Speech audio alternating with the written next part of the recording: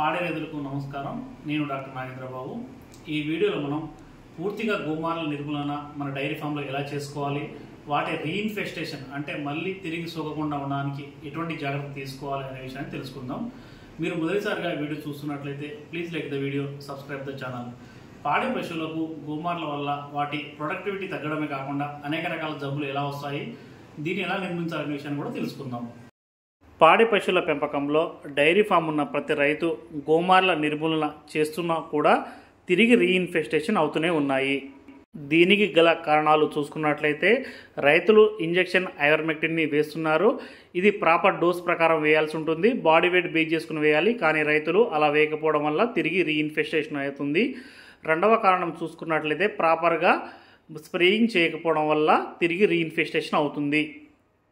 పాడి పశువులకు గోమార్ల నిర్మూలన ఖచ్చితంగా చేసినట్లయితే ప్రతి పాడి పశువుకు 1 లీటర్ పాలు పెరిగే అవకాశం ఉంది. మరియు 1.35% ఫ్యాట్ పెరిగినట్టు గణాంకాలు మరియు ప్రాక్టికల్ చెబుతున్నాయి. రైతులు పాడి పశువులకు స్ప్రేయింగ్ చేస్తున్నారు, కానీ మనం స్ప్రేయింగ్ చేస్తున్న టైంలో గోమార్లు ఎస్కేప్ అయి భూమి మీద పడడం జరుగుతుంది.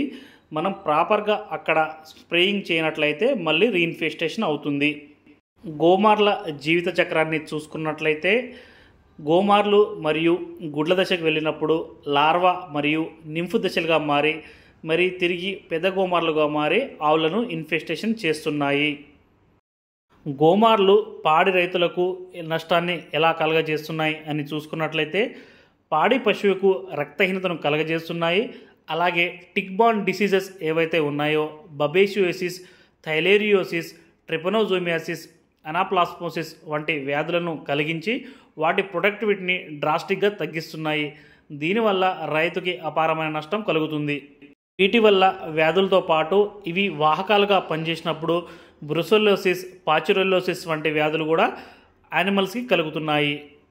రైతులు గోమార్ల నిర్మూలనకు వాడాల్సిన మందులు చూసుకున్నట్లయితే cypermethrin, delta cypermethrin, alpha cypermethrin మరియు అమిట్రాజ్ వంటి మందులు మార్కెట్లో అవైలబుల్గా ఉన్నాయి. వీటిని వాడాల్సిన డోస్ చూసుకున్నట్లయితే డెల్టామెథ్రిన్ 5% సొల్యూషన్ దొరుకుతుంది. ఇది 1 ml 1 పాయింట్ని 1 లీటర్ నీళ్ళలో కలిపి స్ప్రే చేయాల్సి ఉంటుంది. ఆల్ఫా సైపర్మెథ్రిన్ 10% సొల్యూషన్ దొరుకుతుంది.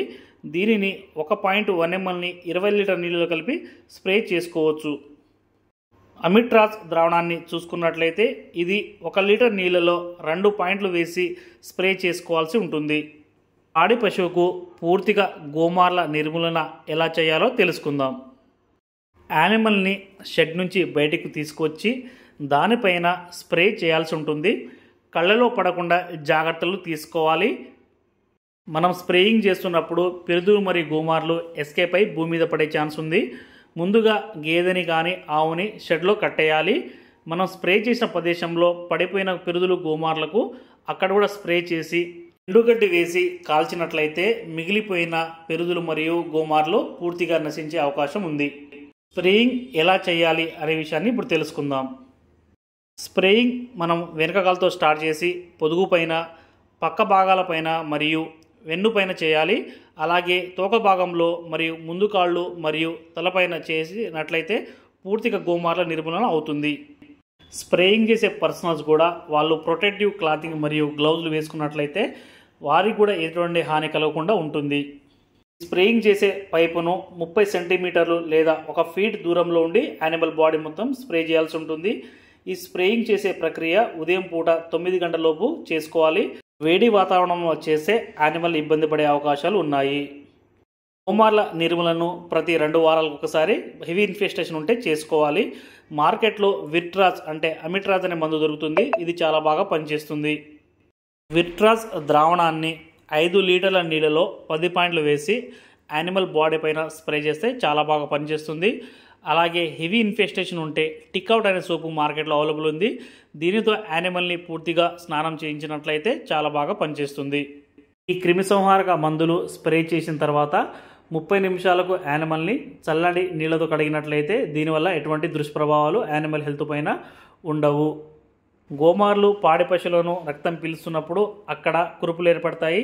ఈ కురుపులు తగ్గడానికి ఇంజెక్షన్ ఐవర్మెక్టిన్ని 1 ml/50 kg బాడీ వెయిట్ చొప్పున చర్మం కింద వేస్తే సరిపోతుంది. పాడి పశువులకు పూర్తిగా గోమార్ల నిర్మూలన చేసినట్లయితే రక్తహీనత రాకుండా ఉంటుంది, అలాగే టిక్ బార్న్ డిసీజ్ రాకుండా ఉంటుంది మరియు పాల దిగుబడి పెరుగుతుంది.